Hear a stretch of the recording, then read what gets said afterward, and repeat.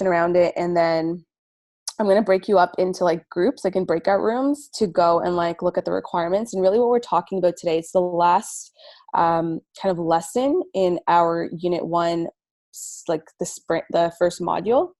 Sorry, it's not the first module.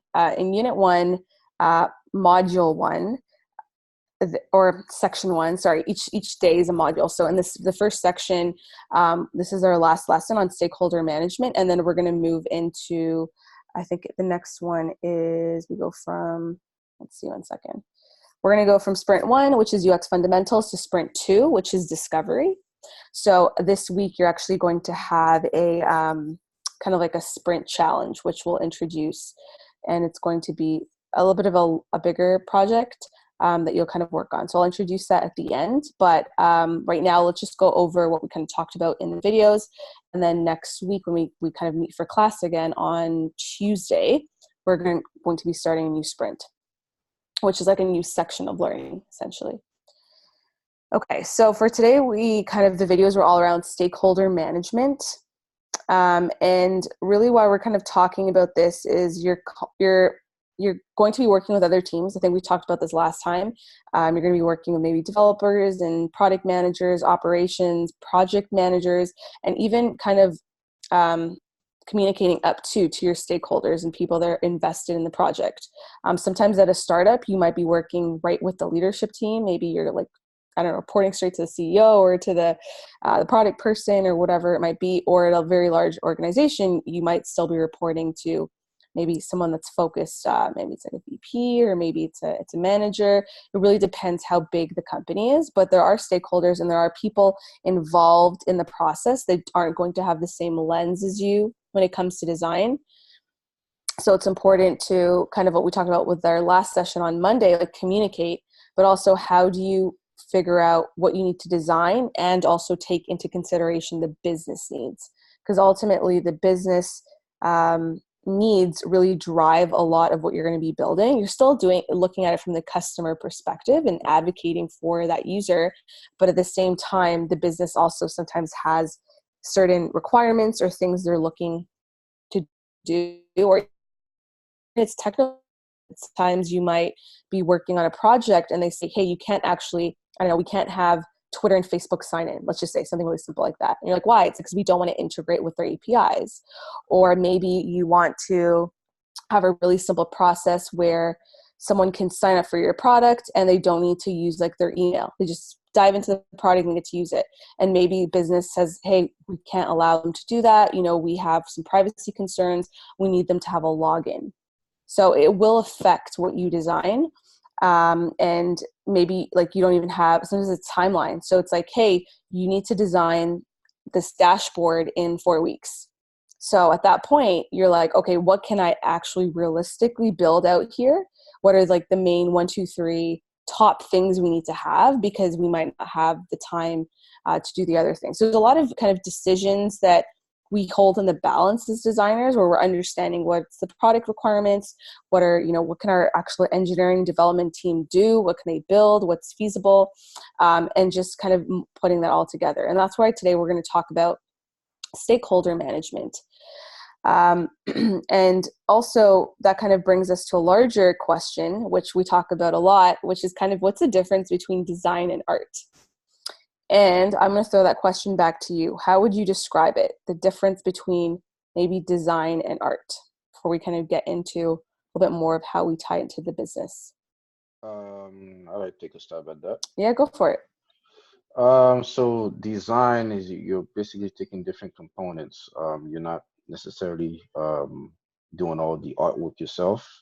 You'll take, let's say, you could take a logo or maybe different function with different component or an image and put it together to put a composition together, right? And then the art, you actually basically doing everything from scratch, to put it in layman's terms. You're doing all the artwork. You come in, you're doing your own font, you're doing your own background. So as an artist, you're doing everything from scratch. As a designer, you're just putting everything together. Okay, I could definitely see that as holding true. Anyone else want to also add to that? Yeah, go ahead, Ola. Design, I think design has to have like a purpose, right? Versus like art is just there. It doesn't have to have a purpose. Okay. I would like throw a counter argument that like maybe for the artist the purpose is like expression, or to, maybe shed light on some kind of theme, or like sometimes it's like really strong like kind of political, issues Mm-hmm. or oppression. So in that way I could say that maybe they both have purpose. Maybe you can argue that one purpose is more like subjective and maybe less direct, and the other one is more direct and measurable. I don't know, maybe we could have that argument, but I see where you're getting at. It's like one's a little bit more free flowing, one's a little bit more maybe strategic and structured. Anyone else want to kind of add to that? Yeah, go ahead, Wyatt.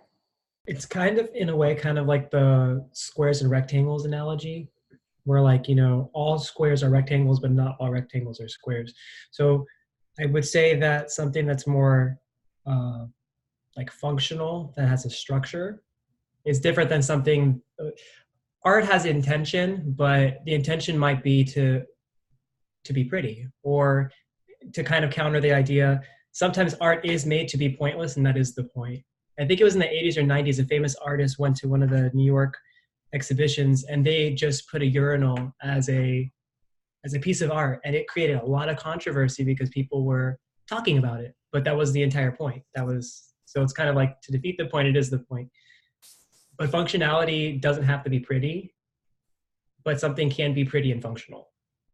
Right. I don't know if that makes sense. Yeah, that's kind of where I was going. That makes sense. So I think you're kind of saying like sometimes it's just, as you said, it's just the intention behind it can be quite different. And you're right, there is like a lot of viral things that are out there. Another thing I maybe add to that, I don't know if anyone else actually first wants to chime in. Your thoughts. This is always a great discussion because there's so many viewpoints. Yeah, go ahead, Catherine. I was thinking that in a lot of ways, design is kind of somebody else's purpose rather than like yours, like a business's like focus is in on it, where it's not necessarily the same with art. A lot of the times art is like your focus. Right. So like subjective versus a bit more objective as well. Okay. Anyone else? All of us.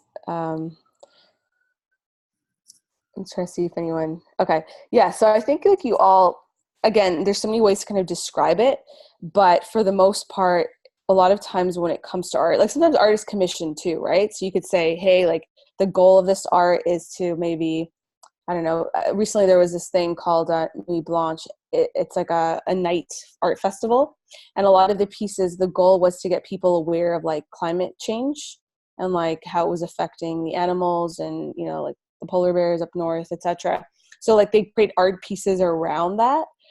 So in that sense, you might say like, okay, it's less maybe, it's a little bit more focused and intentional. There's like a purpose behind it. But even with that, a lot of times art is more subjective. It's like, how do I view this? How do I feel like I can express this issue and get this message across? Where I feel like with design, a lot more often than not, it's not about what you think. It's how your users feel about it, how the people that you're like giving this to, they're going to use it, they're going to interact with it. How do they understand it? How do they interact with it? So that's where it could be a little different. And another way to think about it is that design normally exists to solve a problem. Like if you're designing a chair, it's like, why are you trying? Because someone needs to sit down, it needs to be comfortable, it needs to have maybe armrests, or why are you designing a computer, or why are you designing an app? It's like because someone needs to use a service, right? So a lot of times it exists to kind of solve a problem, while art can be a little bit more fluid, open, subjective, just expression.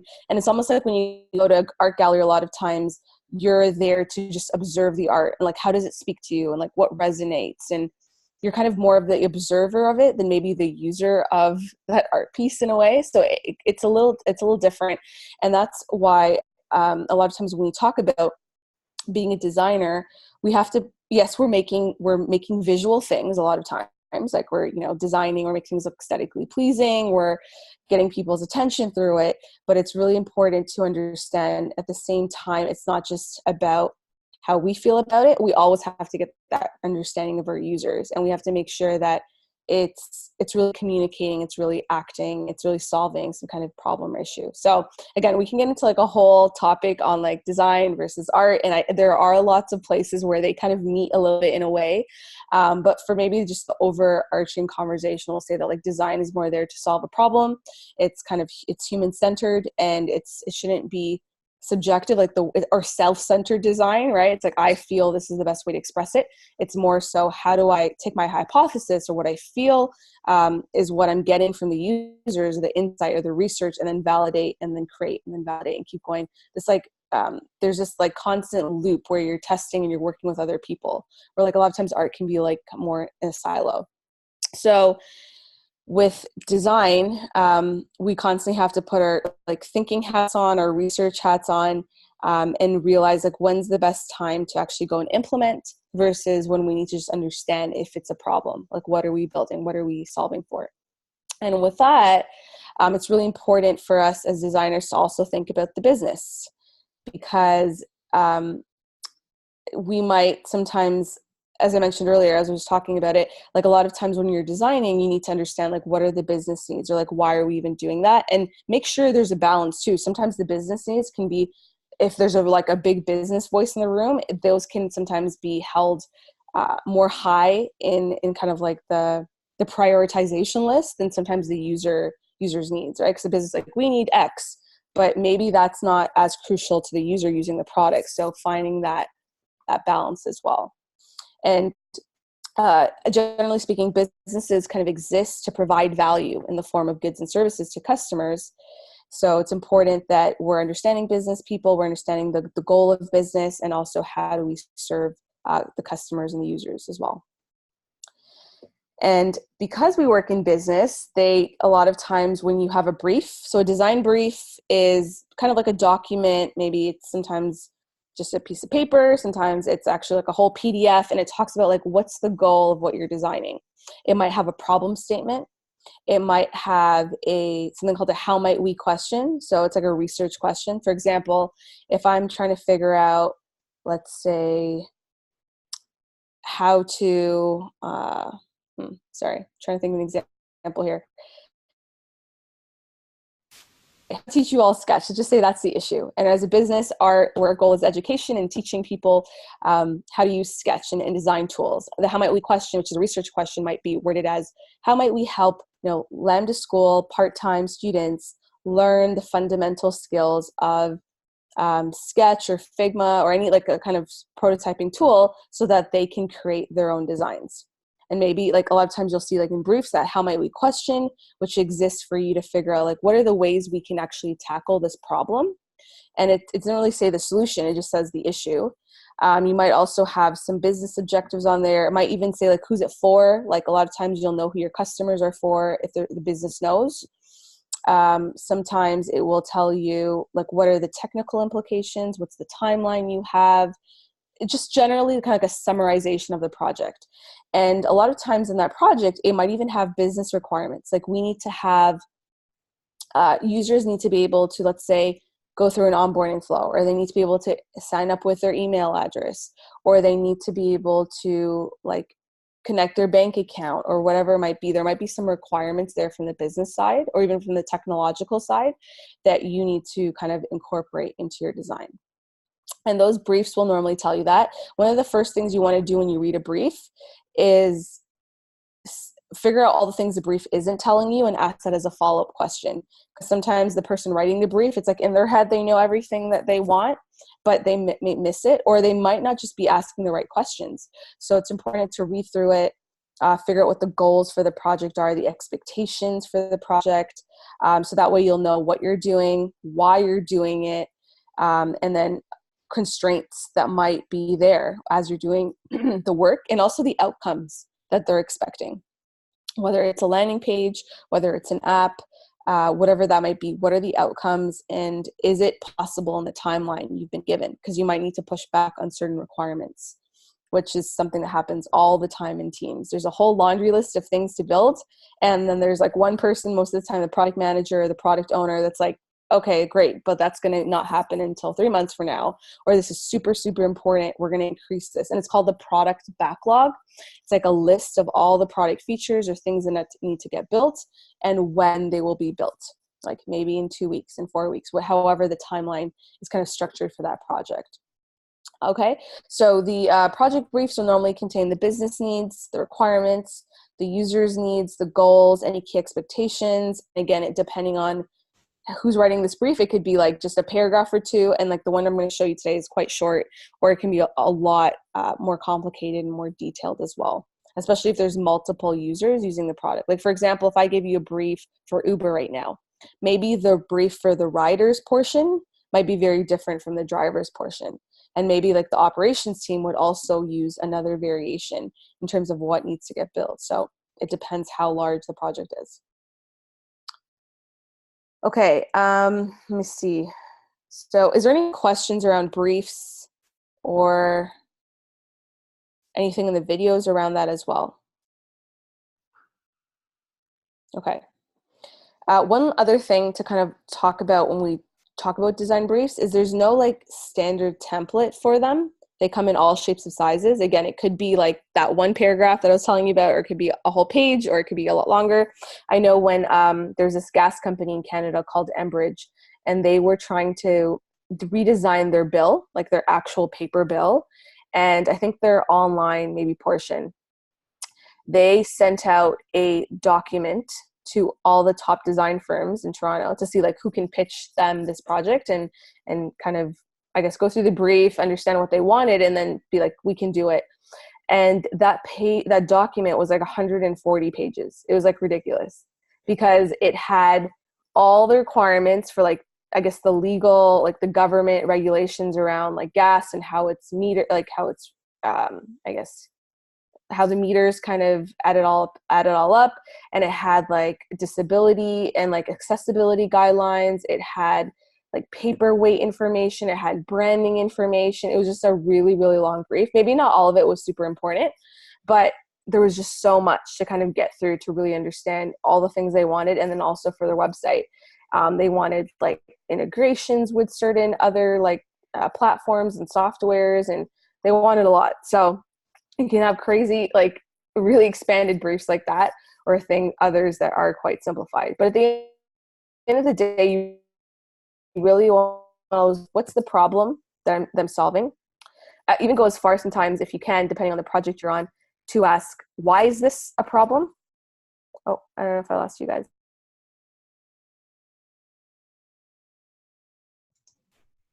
We can hear your audio, but your screen froze. Yeah.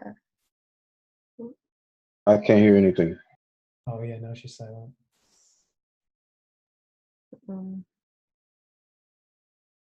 I think it's gonna reconnect soon. Oh. Sorry, I think I lost you mid-sentence. Sorry about that. You know what's happening on the internet today. Okay, I was saying what couple things you always want to do when you get a design,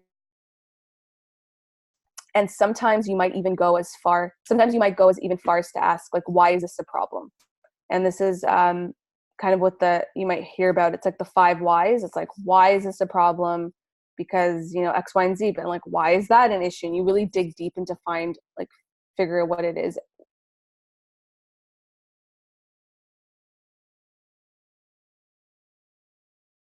And who you're designing for is really important.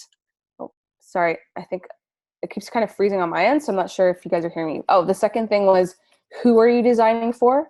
Because it's really important to know that. The way you might build a product for, let's say, a high school student using it versus maybe a retiree versus maybe a young professional could be very different depending on their behaviors, their habits, their needs. So it's really important to understand that. And then it's important to understand, like, who's your team, what's the timeline, and what resources are at your disposal, especially when it comes to research. You're not always going to have the luxury of time to conduct all the research you want, or the budget even to do so. So how can you figure out, hey, do we have data people on board? You know, have we done like surveys and market research before? Do we have anything we can figure out on this product that we're doing? And that's why designers, we always say like become best friends with like the marketers and the data researchers and the analysts, if your company has any, because they're rich with great information. And even the customer service people, the front line, they know so much about the customer and the data. So how can you get as much information you can, like basically get all the ammo you need to help you make strong and kind of design informed, data informed or data driven decisions as well. And if you notice some of that information's not in their brief, like never hesitate to ask. You can, whoever gave you that brief or the product manager or I don't know, whoever's on the team, be like, hey, give questions to them. Like, I have some questions for you about certain things, and get the clarity you need before you start the project.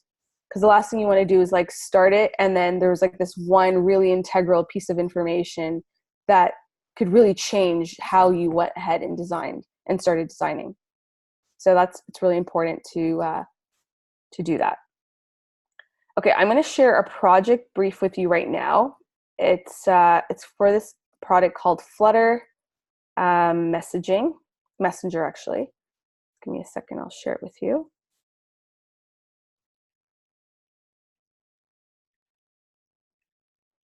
And we're going to take a look at this brief. Okay, I think you can all see it. So it's called Flutter Messenger. It's an iOS messaging app. It says the project, so Flutter Messenger is a cloud-based mobile and desktop messaging app with a focus on speed, security, and social features. The offering, Flutter is unique in that it provides a free, highly secure messaging platform with the latest social features. This includes, but is not limited to, voice and video chat, stickers, games, and a fully featured app store. The audience, Flutter is tailored for users who want to remain connected regardless of platform, with their friends and family. Flutter's core user base are technologically savvy users between the ages of 18 to 35. So this is an example of a brief. And let's just kind of go through it. If you were to read this right now, this was given to you for a project, what would you say are the user needs that this product is fulfilling? Because remember, it's not just about the product that we're building. It's always, we tie it back to like, what's the problem? Like, what's the human or like the user need that we're kind of solving for this? So what would you say it is? Yeah, go ahead. Wyatt, go ahead. I was going to say probably one of the most important user needs, as well as what the brief is stating, is security. Okay. So the privacy, like knowing that their information and their messaging is confidential, and having them aware of that is very important, because that's one of their selling points. And it's also something that I personally believe, but also I think it's an attractive feature. So to bring that to the forefront is essential, because it's in the brief, but it's also like new paint on a car. But I think you hit it on the head when you said it's like a great feature, right? But what would you say is like the main goal of the product? Like, why do people use messaging apps in general? Like, what need does it fulfill? Connectivity. Yeah, connectivity. And one of the big things too is that this is a cross-platform. Didn't it said that somewhere in there as well? I'm pretty sure. Yeah. Right. So it's almost like how Apple users utilize iMessage and FaceTiming. So it probably creates that same atmosphere across all the platforms. Okay. Yeah. So I think you said it, like it's the need to connect. Like if we stripped away the technology, like what is the main thing that the person's trying to do is connect. So that's like that's the user need. Like it's the same reason, like why do we use email? It's like to communicate, right? To share things. And if email wasn't there, how would we do it, right? Because there's always like a more older kind of natural way to do a lot of things if digital or tech wasn't there. So what's the need that's filling, that need to connect? And I think it says like the goal of Flutter is to provide users with unique methods of communication and interaction with friends and family. They've kind of written it more from like a product perspective, but if we were to distill that and take that back, it's just like connecting with people in your life. And then how do we make it kind of stand out? And that's where you're kind of talking as well, just a moment, Wyatt, in terms of the minimum viable product requirements or the features and you mentioned security. And that is really key, it seems. This is great you picked that up. Highly secure messaging platform. So like security should not be low on the list. It's like very, very important. Maybe as a designer, you know, when I think of security, it's like maybe you tell them it's secure. Like you put that communication there to let them know. But then from a back-end perspective or from a tech perspective, like a building perspective, that should be prioritized by whoever that's, you know, putting together the way that's coded and that way that's built. What else would you say are some requirements kind of or potential features that you're seeing here other than security? It says to make it free. So Free? I mean, like, Yep. in terms of for users are more likely to use stuff that's free if they don't have to pay for it, you know? Mm-hmm. Yeah, so that's like kind of like in terms of the business model, I would say that falls under. It's going to be free, so there's no need to add like pricing tiers or anything like that. At least at this time, who knows? Maybe he'll be paid later.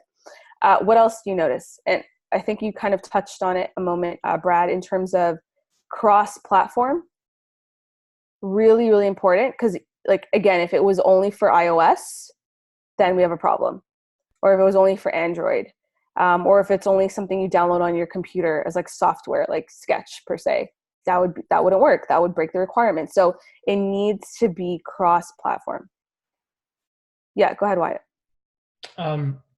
The fully featured app store, it seems like there's a lot that they're asking for, and I'm not sure if you're asking for us to look at it in like a perspective of like, I'm looking at it at workload right now, and it seems that there's going to have to be a lot of division within like the back end stuff because there's so many different things that they're asking for, like voice and video chat, games, and a fully featured app store are 3 completely different subdivisions of features that they want to include. Mm-hmm. And that just kind of sounds like a lot. Yeah, I was going to say about that too. Yeah, go ahead. Yeah, actually, just piggybacking what Wyatt was saying. Think with the fully featured app store, it might be left open for open sourcing for developers because it is saying that it is for the audience who are technologically savvy. Mm-hmm. So I'm thinking making it type of open source friendly is part of, you know, the get around for the fully featured app store where the users can probably develop their own apps. Like, you know, it gave some examples as far as chat, stickers, and games. So maybe that's a get around option for that. Okay. So I think like we could go down that path in terms of like how do we prioritize these pieces, which we will need to do, so it's great. I think that everyone's already jumping on that, thinking about that. Or even like how do we find the minimum viable way to produce some of these larger like features they're asking in the offering. So I would say that's like definitely step number 2, but right now just to like highlight what's there, right? So you kind of mentioned the cross-platform, the security being really important, ways to connect, right? Like unique ways to connect. So shopping together, watching videos together, stickers, games, and there's a bit of like a little bit left from a design, like imagination perspective in terms of like what does unique connection mean on a social messaging platform? Like there's some ideas that have been thrown here, like voice, video, stickers, maybe it's like GIFs, games, fully featured app store, like and like there's a lot, right? So even how do we validate what we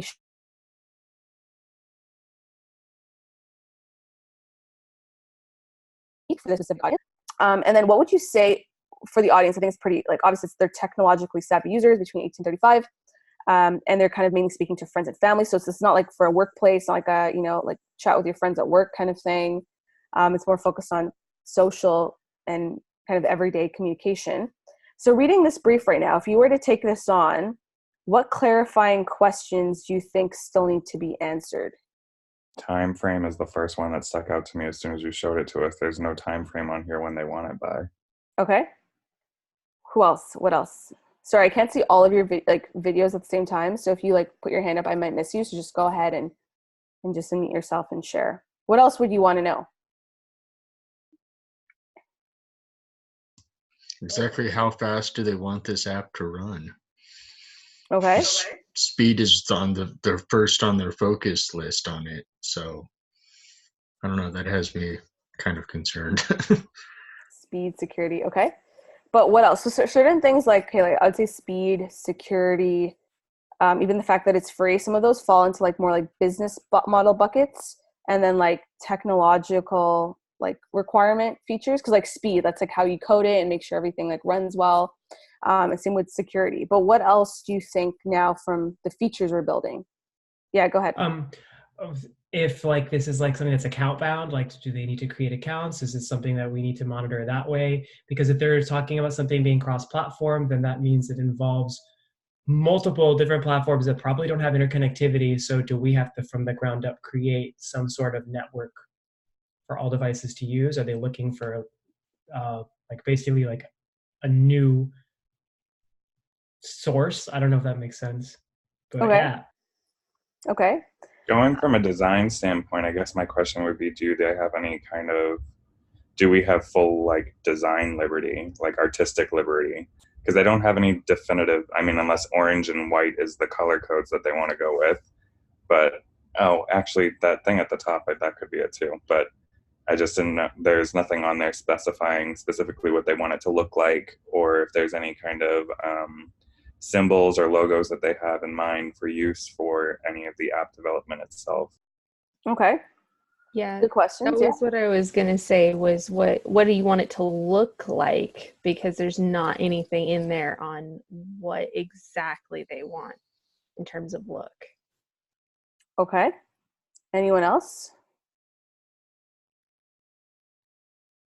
I think there's If they have any data, because we don't know yet if from this document if they've even sourced any sort of data to see any key features or any part that we can be influenced by. Like for instance, we know that it's people between 18 and 35, but do we have an idea of what they want?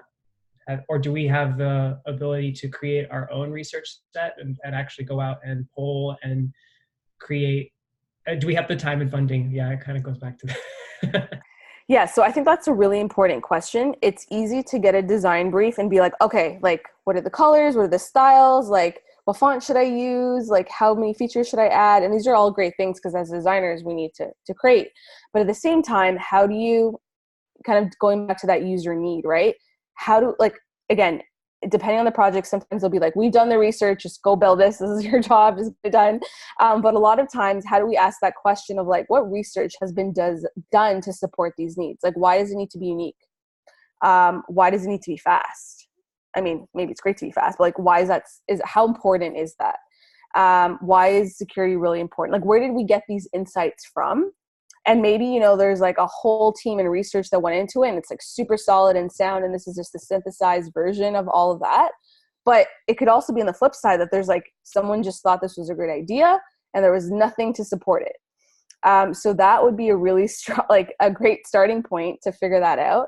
And then there's a lot of features here too, right? So like talking about timeline, it'd be great, you know, if there's kind of that opportunity cost or like that pros and cons, like what needs to be there, thinking about these features, what are really highly anticipated features? Like what's prioritized? If you had to prioritize, let's say, having the games in there or having the chat functionality, I'm assuming it would be the chat because it's a messaging app. Like no one's going to go to messaging app and just play games, right?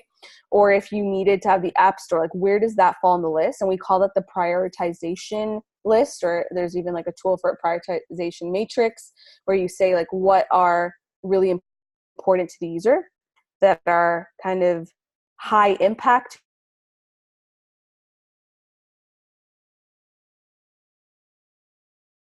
to the user and then kind of high impact to you because you have to create it. So finding that sweet spot, you kind of want to always deprioritize anything that's low impact to the user and high effort to you because it's probably not going to make a big difference. And maybe that's like color, changing text or something like that.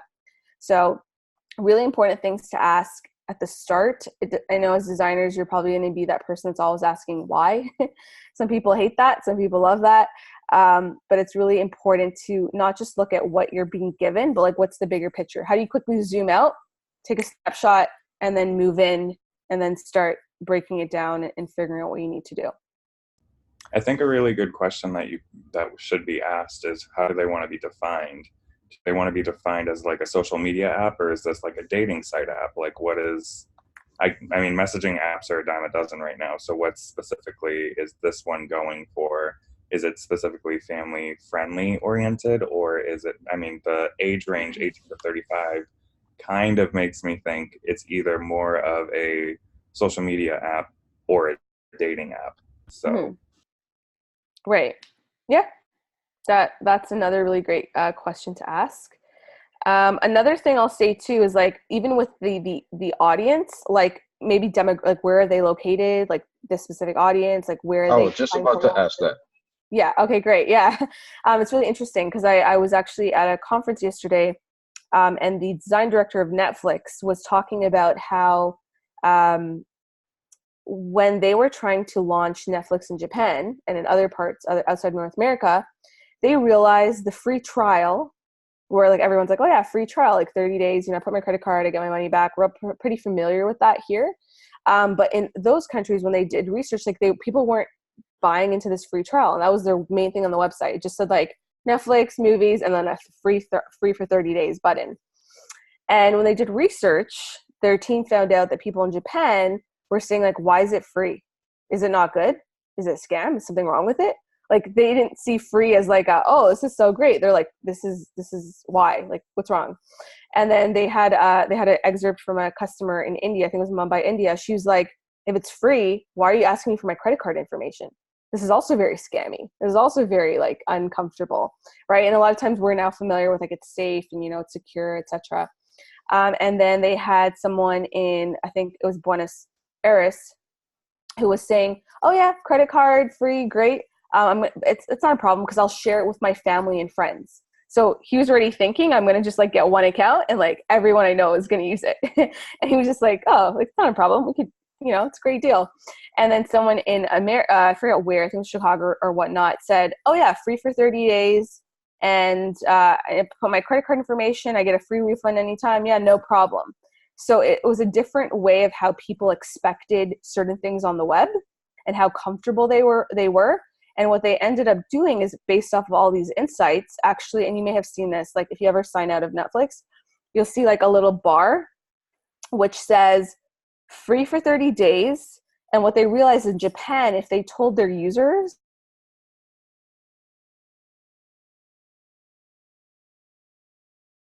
before their days to run them, like, hey, you're gonna get charged for your credit card, like, do you want to continue? They felt more comfortable, and that they had more signups. And they found out that if they there's a couple things, can't remember everything now, but it fundamentally changed the way they designed the product, the copy they had, like just the visuals and everything like that. So it's really important to understand sometimes, like, where is this product going to be shown? If it's outside of North America, even colors make a big difference, even words like brands, right? And that's like a bigger thing.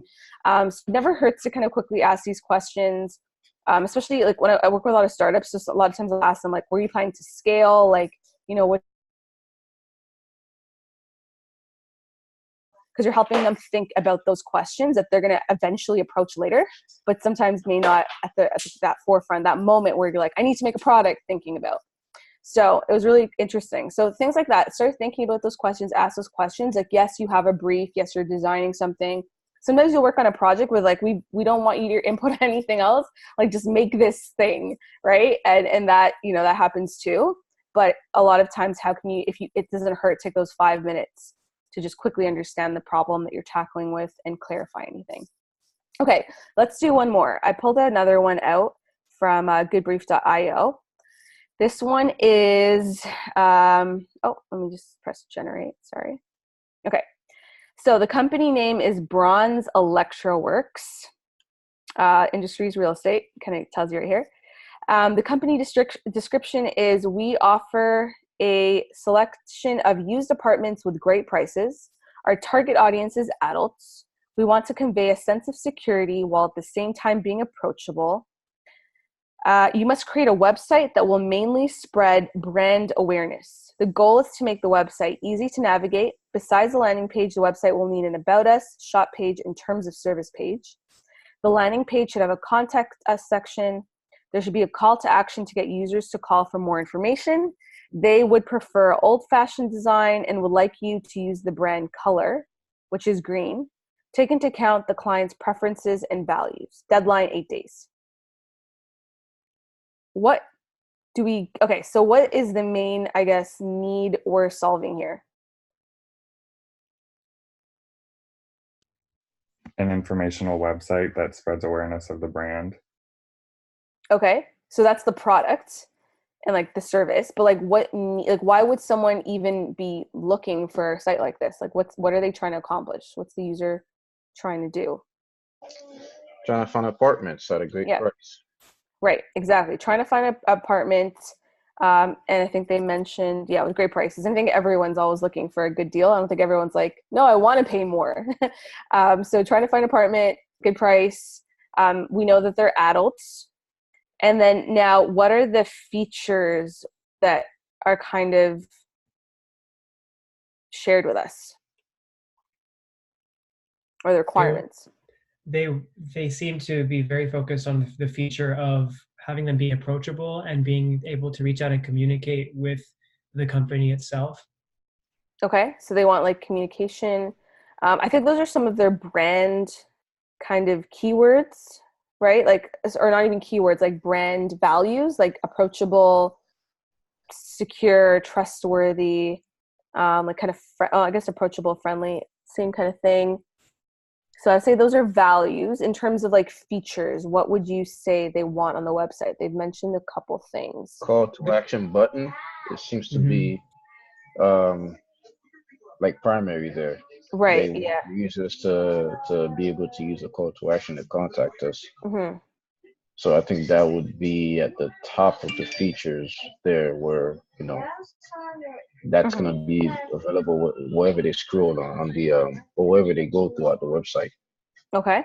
And what are some questions you feel like you would still need to ask that may not be here if you were to take this on? Going back to what White was saying in the previous one, database. I mean, how would they be receiving the contact? Is it through email, or is there going to be a database where they're able to check to see how they're being contacted? Okay. What else? I would like to know, for example, what do they mean by old-fashioned design? Mm-hmm. Like, because there's so many different, ways people think about what's old-fashioned in general. So just like, definitely getting into like details, like maybe examples. And I would like to know like how important, like, because it looks like they really want to stay with the brand color. I want to ask like how important it is and how much green they actually need on the page. What are the proportions?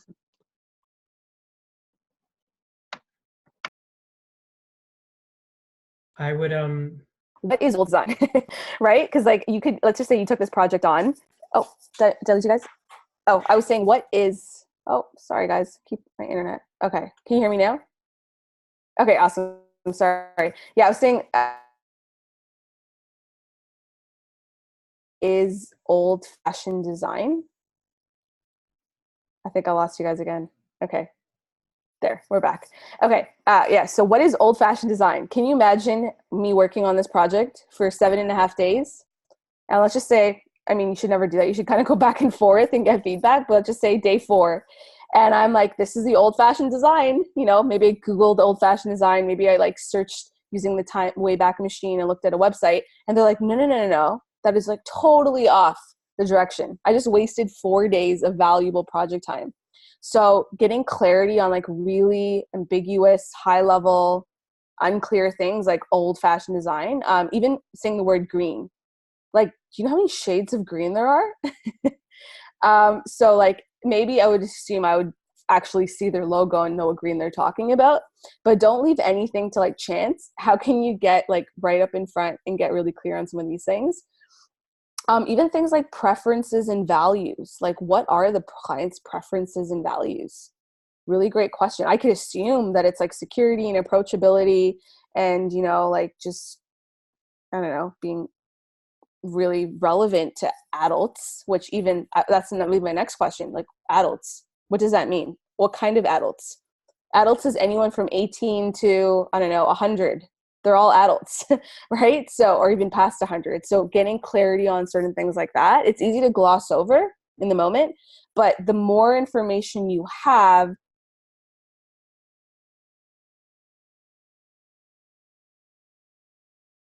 and it's just, you're going to have more to fall back on when your design gets assessed or like criticized or critiqued as well.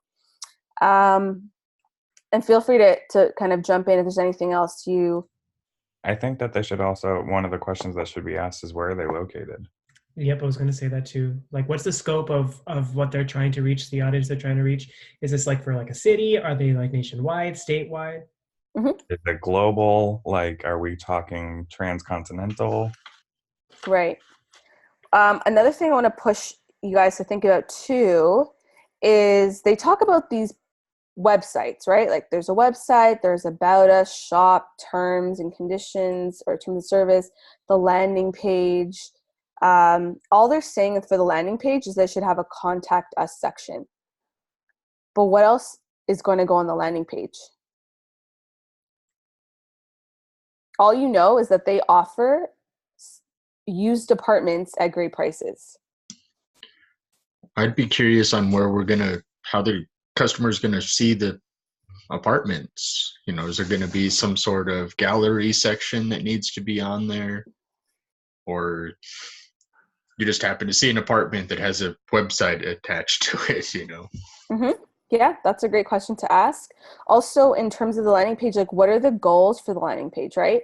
And a lot of times, you know, you work with clients and they don't know. They just assume because they say I need a website. They're like, there's this like, here's a template for, and there's so many templates online, right? For like what you could put on your website.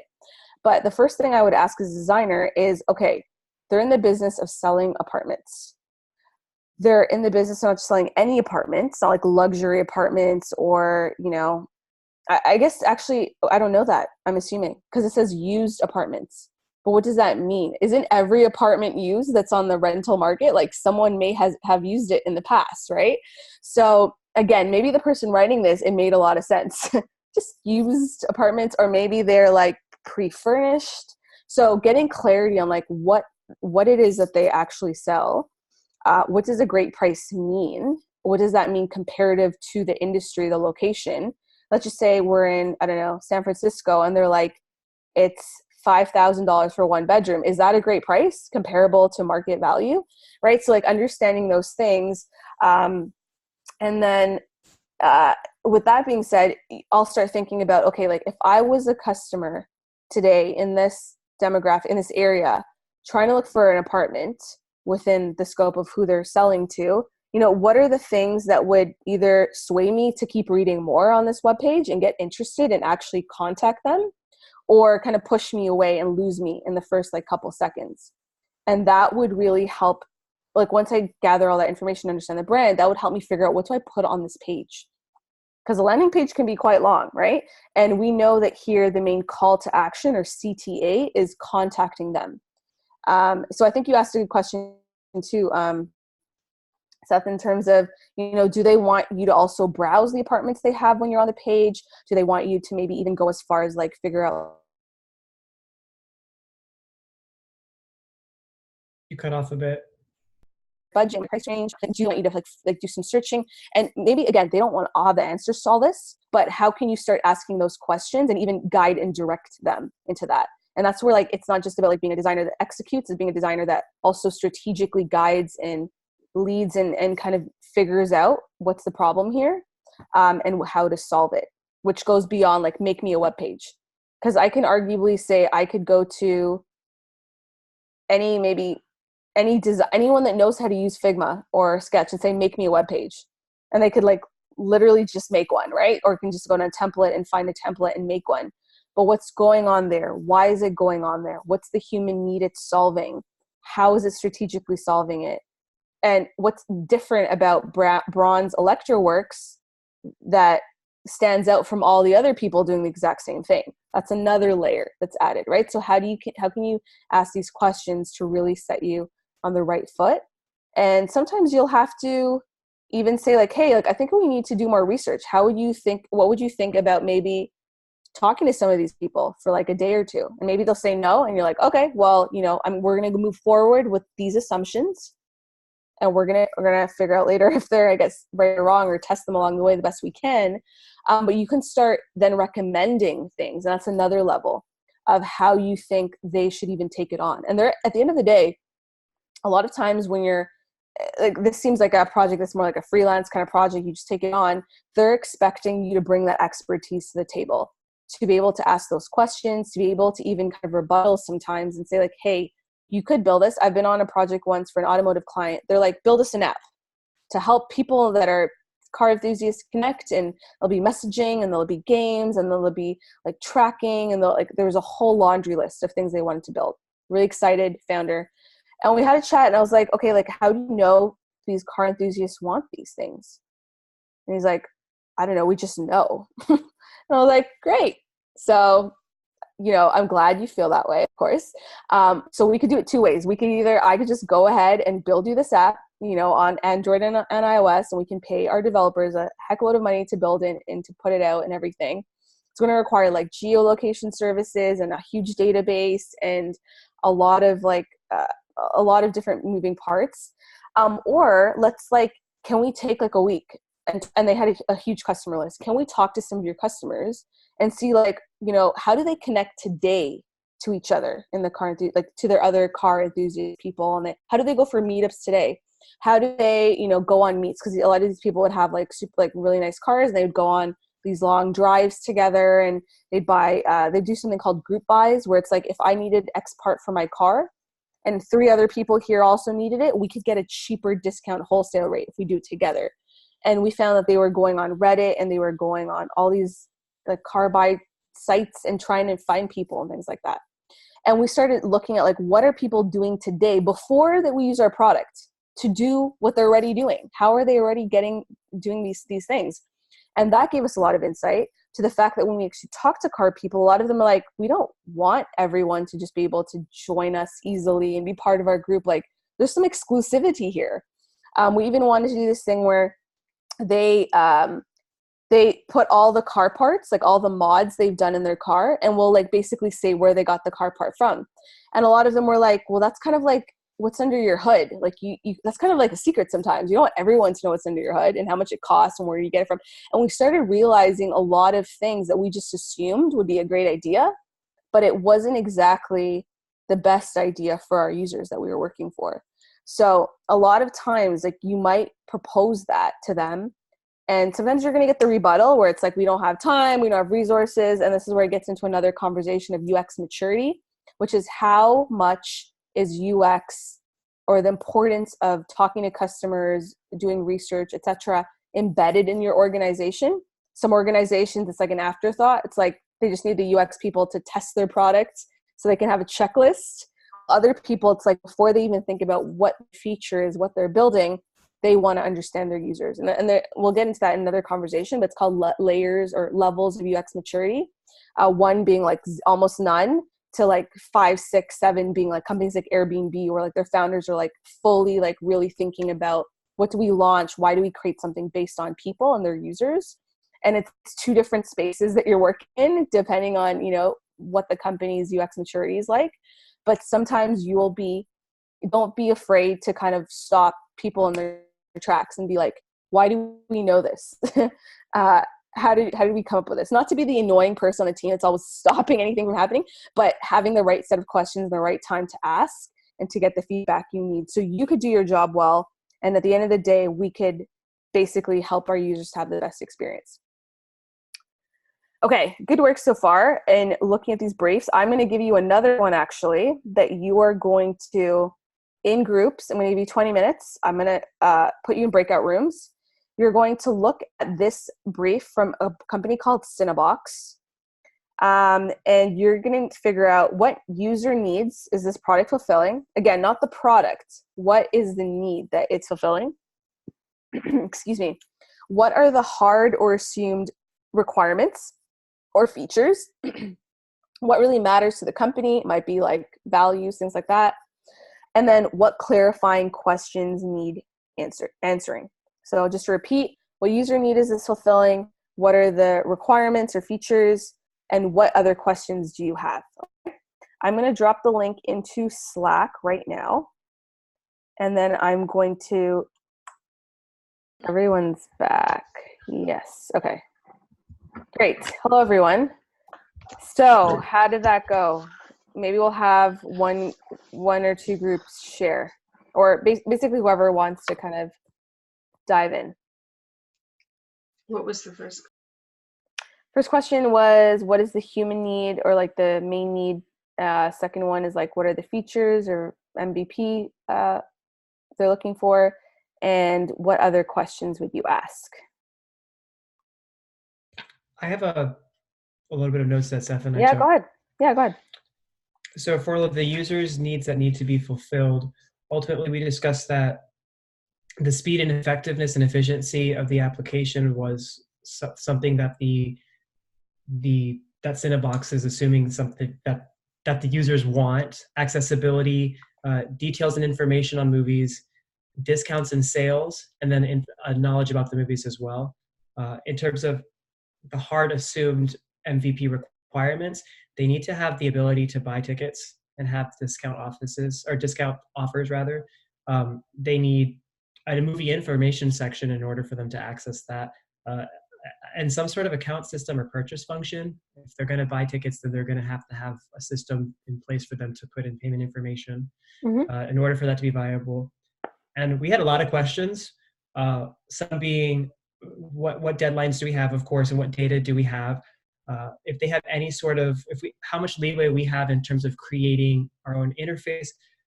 In particular, how are discounts really going to work? Is this something that's more of like account-based? Is it subscription-based, premium-based? Is it that they're buying a certain amount of tickets a month gives them the discount? We need to know that structure.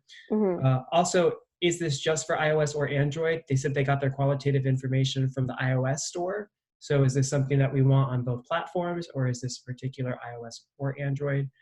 And then, yeah, just a lot of questions about how much leeway do we have in terms of our creative process, and if they have any intentions or designs ready for how they want it to be organized. Because the key features kind of spell itself out, but if they have something planned, then we would want to know that before we waste any time on creating an interface that they don't like.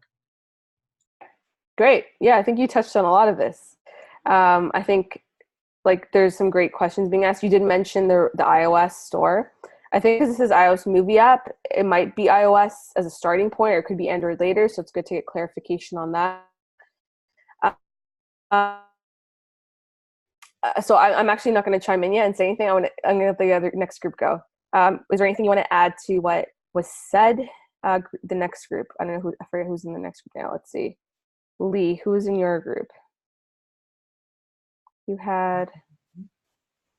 Okay. Does someone from your group want to share?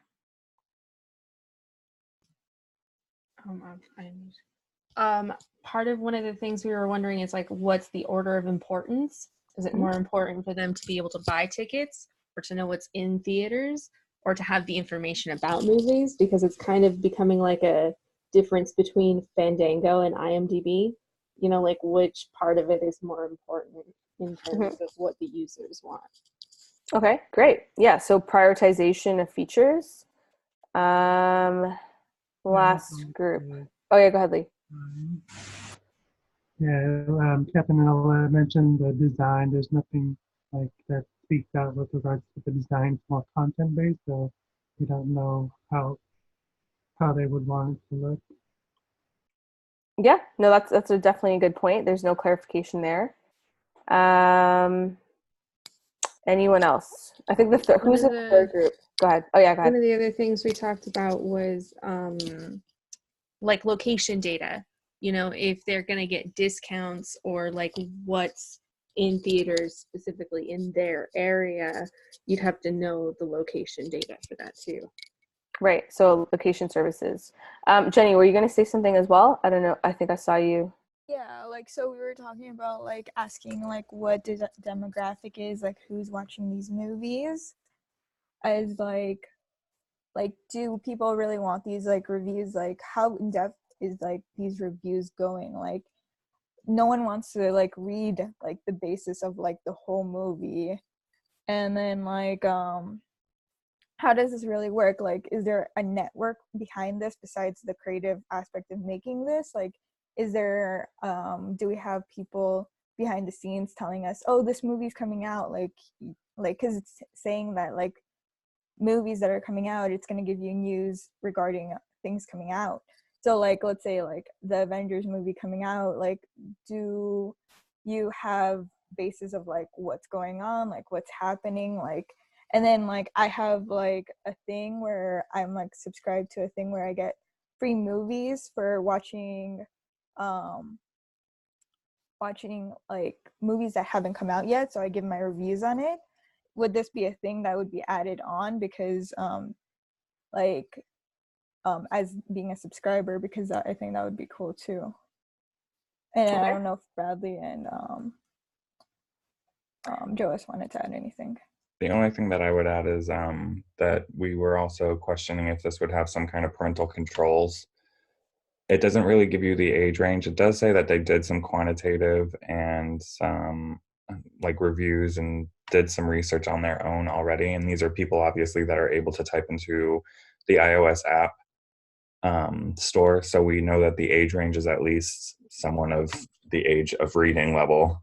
But where does it, the main question would be, would this be something that a 13-year-old could go see a rated R movie without an adult with type of thing? Because of all of those stipulations, are there parental controls that the parents can control how and when they can get in there? The only thing that I really wanted to add was, from my understanding, the way that what this would do to address the user's needs is it's basically a combination of Rotten Tomatoes, IMDb, and Fandango all wrapped into one. So I guess one of the other follow-up questions I would have is, would the users also be able to submit reviews, or do we specifically want reviews from major companies or major critics? Okay. Yeah. So like how biased or unbiased as well is the stance they want to take in terms of the reviews? Yeah. That's a great question to ask. What about in terms, oh yeah, go ahead, Joas. We all, to add to that, we also asked about being that movies are worldwide. So what are we looking at as far as time frame? We did it with time zones. When these reviews come out, where is it going to be appearing first? I mean, is this something that's local? Is it international or regional? So let's say a review comes out in America. I mean, are we going to be seeing the same reviews in Japan or something like that? Mm-hmm. And how do we address the time zone situation? It doesn't mention anything about where this app is available. The iOS is available everywhere, so doesn't mention anything about restrictions, geographic restrictions. Yeah, it's a great question because like, is Cinebox an actual, I don't know, like franchise that owns multiple theaters? Because you buy tickets, right? So it's a great question. Are you buying tickets for only Cinebox's set of theaters, or is it just telling you all theaters that have this movie? Because that's quite a different kind of experience and piece of information. So that's definitely an important question to ask. While something like Rotten Tomatoes, like it just tells you the score. It doesn't tell you where to go find the location. The Google will tell you that sometimes, like you type in a movie and you're like near me, and it just gives you all the theaters near you. So like, does it work that way? That could be a really good thing to ask. And also I think they kind of covered this, but like, is this a brand new company or does it exist? Like, what do we know about their brand? What do we know about their colors, their typography, like who they're positioned to be like towards? We don't really know that. So that could be another thing to ask. And finally, when we talk about their power users, it really talks about the behavior of the users, but it doesn't give us much more information than that. And when we get into our next module, sprint, we're going to talk about personas and how do we figure out like who are the people a little bit more granular, like in terms of maybe like their purchasing power. Like imagine we create these amazing hyper personalized experiences for these people because they're such avid and power users of movies and they're watching 3 to 5 times a month. But like, what can they afford, right? Like you mentioned, like kids or students, like they probably don't have a lot of money. Even if we gave them like the best top tailored experience, it costs $45, they probably won't pay for that. So even thinking about like what can these people afford is really important. Like these power users, what's the average like cost that they feel comfortable with? And that could also help us figure out if there's certain offerings or I don't know, certain features or something like that we want to come up with that could help us figure that out a little bit more as well. Let's see here, unique screenings. Yes, a little bit more on those power users. I think someone mentioned this about like, they said they got a lot of reviews from the iOS App Store. It'd be great if you could like even maybe see some of those reviews, get to read them yourselves, because they've kind of summarized what those needs were. Information about movies, discounted services, offerings, unique information, and blah, blah, like all this information, like what, if you could see some of those yourself as well. Okay, great. I think so far what I'm seeing is everyone's really diving into like the big picture, and then also, or like taking a step out to see the big picture and then diving into brand, business, product, technical like requirements and feasibility, and also understanding the user. Yeah, go ahead, Joss. Yeah, I just saw something no, actually, you did go back to it. Let me look at it here. Specific needs. So I just saw that and then just popped into my head. So will the users be able to click and select what features they want? Because specific needs is, it's different. Of course, it can't be one size fits all. I might want, for example, as Jenny was saying, I might want reviews from social media, or someone else might just want reviews from a critic. Do I get to click on that, or how much detail do I want to see about a movie? So when they say specific needs, right, what range are they talking about? Yeah, that's a great question. Like when you talk about reviews, it's easy. Like if I say the word reviews right now, we all thought about a different version of that. Like, as you said, maybe it's like from my friend who's a movie person, from my friend that's an actor, from Rotten Tomatoes, because I feel like it's trusted and credible, from the Cineplex or like a movie website, right? We're all thinking about how we validate and trust reviews for movies. And that could vary. So even understanding like a baseline of like, how do these power users define reviews? How do they currently decide which movies to watch? These are really important things to figure out and ask. And then we look at the business requirements, think the business wants to create these features to help these people come more to the movies, have a better experience, buy more tickets, use their products and services. But then what do the people want? Like the business has kind of summed it up in a way and summarized it. But like, how do we ask the bigger questions on like, how do you get reviews? How do you trust reviews? Has there been a time when you got a review and it did not meet your movie expectations? Why was that? And really trying to understand all of that to be able to put that into the product.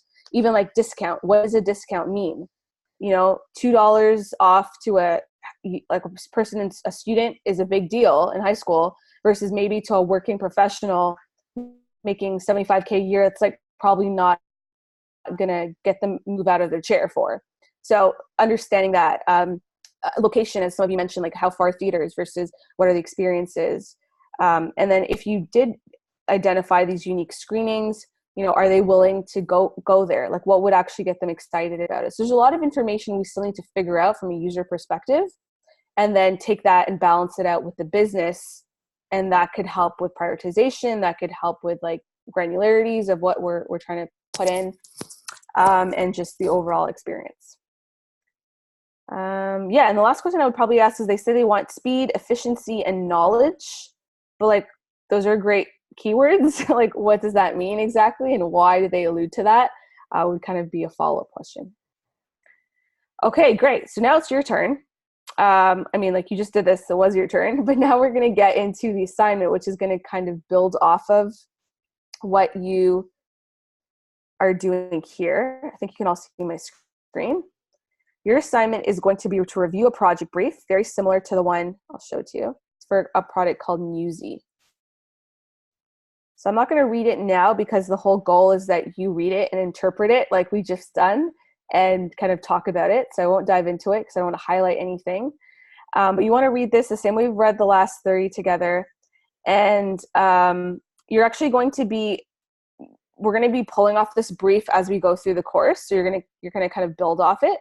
But for today, you're going to be using, it's a news aggregator project. A news aggregator is a place where it takes multiple sources of news and puts it in one place, so it's easier for a user to find. So the stakeholder has provided a project brief for you to review, read thoroughly through it, and then do what we've just done as a group here, but in a Google Doc. So outline your understanding of the project and the requirements. Answer the questions. What user need is this product fulfilled?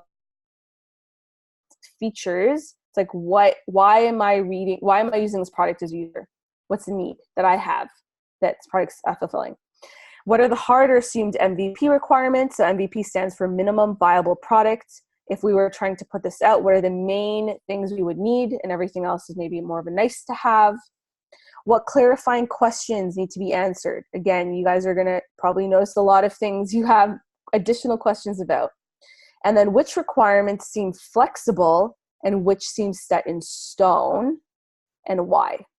And this is going to be interesting because I think everyone's going to have their own approach here. So how can you deduce what seems really important to the business while some are more like a nice to have? And when you think that way, like why? What brought you to this conclusion? Is it because of something they said in the brief that you're alluding to this? Or is it just based off of what you kind of maybe know in the space, through research or whatnot, that you can justify that? Okay, and then as a stretch goal, draft an email to the creator of this project brief, ask all your questions and state all your assumptions in a professional, succinct manner. Remember, you're sending this email to the stakeholder in the project. That's like if you were to take the next step and actually, pretend today I sent you this and now you're coming back to me.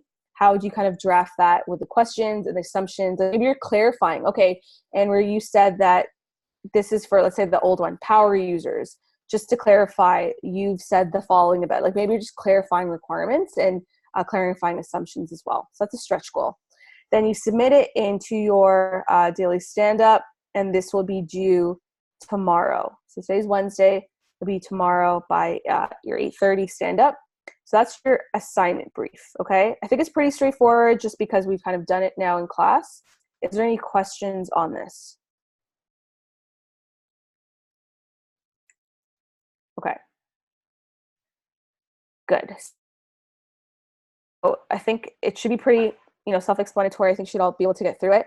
If there's any questions, post on Slack, and really think at it from like that, taking a step back, big picture, to business requirements, the user, what do you know about the user, the technical requirements, because this one actually has some technical requirements, the timeline, all the way to like the brand, and even to the content, right? Are you writing the content? Are they giving you the content? All of that could be interesting too. Then we talked about location too, like is this for North America? Is this a larger project? Try and see if you can kind of create a mental model for yourself of how you go through these lists of questions. Okay, the next thing I want to introduce today is your sprint. So on your 5th day, everyone chose a 5th day by now, I'm assuming. If you haven't, please message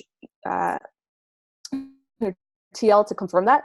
But for your 5th day, you're going to be doing a sprint project, okay? So it's not going to be working on this assignment. You're actually going to be doing the sprint challenge. And I'm going to show you, I think you should also see my screen. So for your sprint challenge, switching gears a little bit here, you're going to get into a bit of networking. So it's time to start building a UX network. Start by coming up with a list of 3 UX designers. Then identify some interesting content that they have shared or produced and a way to contact them via Twitter, LinkedIn, or email. Make sure you have a way to contact them before you include them in your list. Next, write up a short note for each designer that you've chosen. Your notes should include introducing yourself, explain that you're a UX design student at Lambda School, and tell them that you found what you found interesting about their content. Ask them a question you have about UX or being a UX designer. Triple check that your note is friendly, well-written, and professional. This is your chance to make a good first impression to make it count. Then send your note to them. Share your response you received in your cohort Slack channel. And again, some of them might not respond instantly, depending on where you reach them at, what platform, but if you can, share that. So you're probably thinking like, Anne-Marie, I'm just starting. How am I going to find these UX designers? different ways. If you're following someone on Twitter, maybe on LinkedIn, maybe on Instagram, or even on, what was the other one? Sorry, Medium, or even those websites, the list of websites that I think, did I share this with you? If I didn't, I'll reshare with you. The list of websites where you can find portfolios. If there's any portfolios you really like, a lot of times the designers say like, contact me here or work with me on a project, and they'll give you some kind of contact information. So just, that would be a great way to reach them. And essentially it can be something really short, like a paragraph, like, hey, I'm Anne-Marie. I'm currently studying UX at Lambda School. Maybe I could say, well, in my case, I came from a graphic design background, but let's just say you come from another background. It's like, I was in marketing for the last 5 years and making this transition. I really liked how you, detailed your UX design process on your portfolio study. And I was wondering, maybe, how did you come up with your personas during your research, or whatever it might be? Or like, how did you choose the color palette for the design, or whatever you like to ask? It's completely up to you, but it should be really short. Always remember, like, whenever you're sending like kind of cold emails or cold outreach, try and stick to the point, make it personable, and obviously professional, but not so professional that it feels like it could be like spam email. Still want it to feel like kind of friendly and natural. Okay. So it's really short, nothing long. And then share that with 3 people and see if you can, a lot of people will respond, believe it or not. So try and see if you can just, and build that connection now with these designers in the field.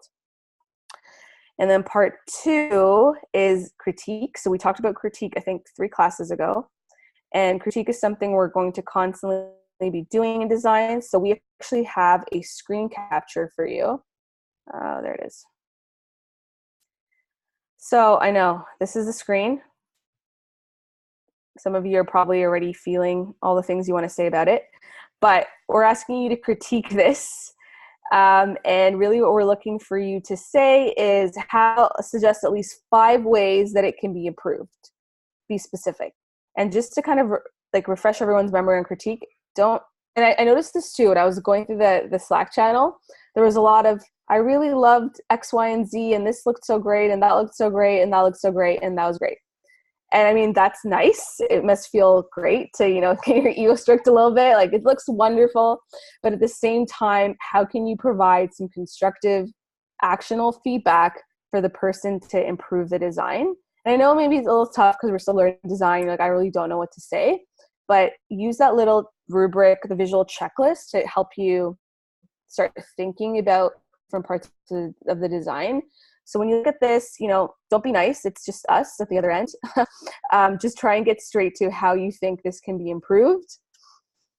Is it the information, the clarity, the positioning, the alignment, the colors, the background, the order of information?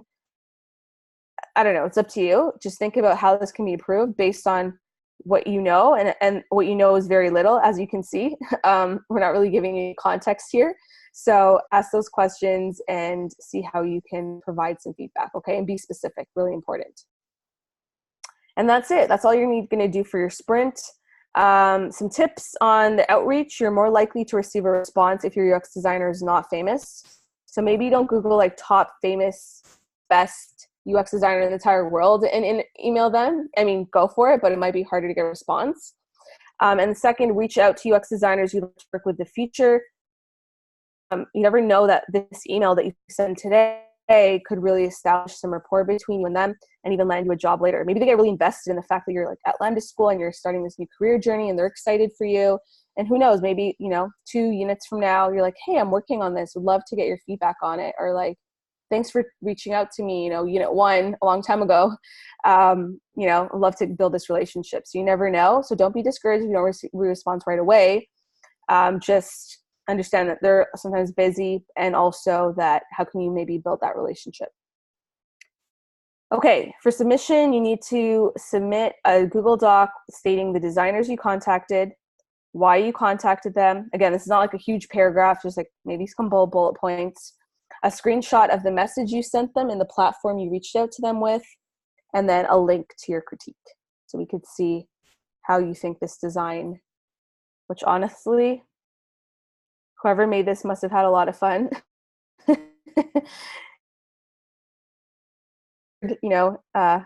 They fully covered the title and the text, so this is clearly intentionally bad.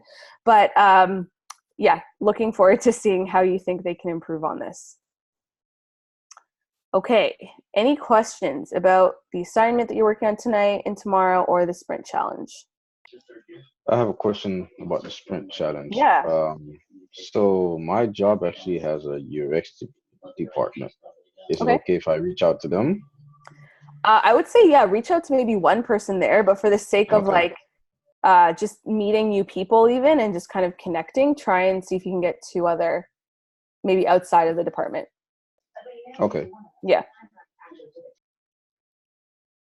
Or you could do more than 3 if you like. That's another way too. Oh So no. you can reach out to like every person in your department plus more. It might be a little much, but yeah, feel free to do more than 3. But I would say like for you specifically, just like, yeah, maybe 1 or person or so in that department, and then kind of challenge yourself to send that cold that cold outreach email or message. It's good practice for the future too. If you're trying to get like clients for design work or freelance work, this is where to start. Today will be your starting point. Okay, any other questions? Yeah, I actually have one. Yeah. The sprint challenge, it's for day 5, so I'm assuming that we'll submit it toward the end and then have a stand-up. Is that correct? I think, let me give this to Rachel. Is there going to be stand-up on day 5? So let me check my calendar. I'm pretty sure there's no stand-up on sprint challenge days. Yeah, I Yeah, don't think so either. there's no sprint, there's no Okay. stand-up, yeah. So it's just the whole time for the sprint challenge. Okay, so just by the end of class time, we have to have our submissions in. Yeah. Yeah. That's correct, yeah. By the end.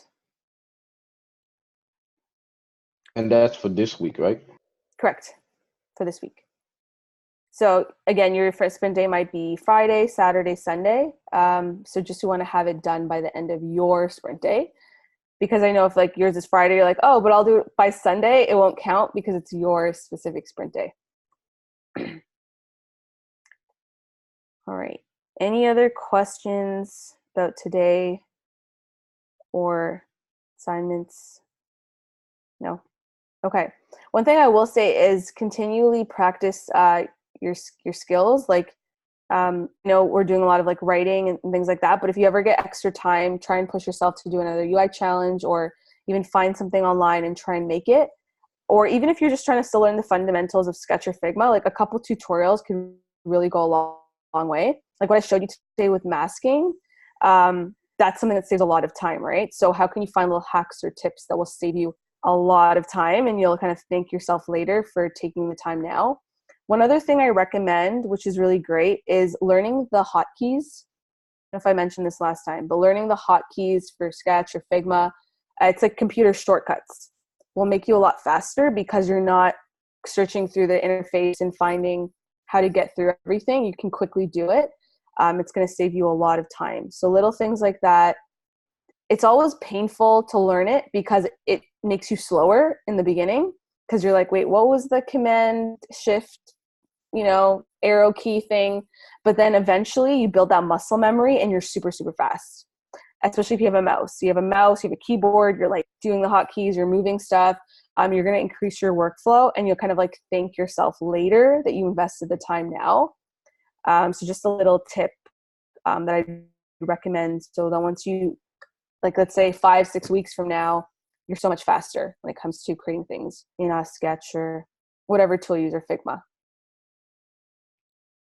Okay. All right. So that's all for this evening. Thanks for joining, everybody, and for your participation. I think we had a good kind of conversation, and it was nice to hear your thoughts, especially on these briefs. As you can see, there's no perfect brief.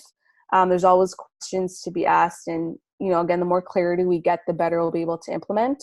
Especially if you're working on remote teams, sometimes it's hard to just slide over the desk and be like, hey, you know about that thing or that requirement? Like, is this the answer to it? So it's really important to be detailed. And I would even add that if you were actually building this or like taking this project on, setting early in the project, like just as you have the business requirements, setting touch points. So for example, the one we looked at for that real estate, finding homes, said 8 days. I would even go as far as and make a little schedule and say like day 1 is having a chat and making sure all the requirements are good. And then by day 2, I'll have like some maybe sketches that we could talk about. Day maybe, I don't know, 4.5. We'll have like some lo-fi wireframes that we can get, maybe 3 versions of them, and then we'll pick one. And then by like day 5, we'll flesh it out with like really up to speed UI and the right colors and everything.